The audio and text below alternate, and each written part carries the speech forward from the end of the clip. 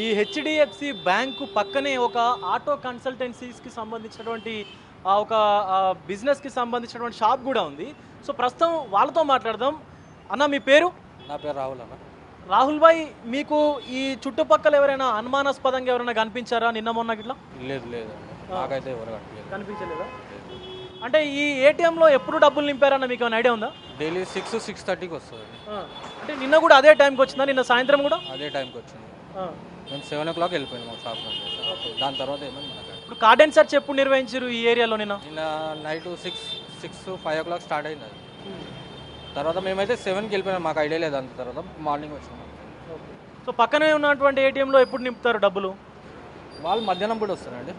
మధ్యాహ్నం కూడా వస్తారు. వాళ్ళ టైమింగ్ మనకు అంత ఐడియా లేదు. హెచ్డిఎఫ్సి వాళ్ళు అయితే 6-6:30 కంపల్సరీ వస్తారు డైలీ అదే టైం.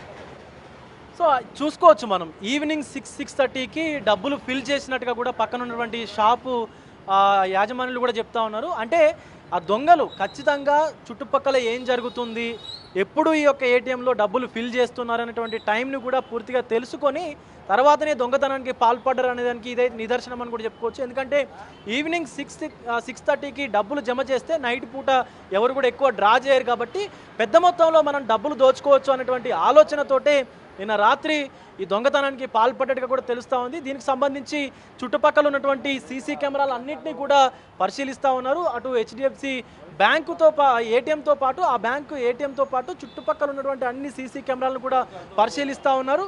అన్ని సీసీ కెమెరాలని ఫుటేజ్ని ఆధారంగా కూడా దొంగల్ని పట్టుకునేందుకైతే ఇటు జీడిమెట్ల పోలీసులు అయితే ఇన్వెస్టిగేషన్ కొనసాగిస్తూ ఉన్నారు. కెమెరా పర్సన్ పరశురామ్తో విజయ్, బిగ్ టీవీ, జీడిమెట్ల నుండి.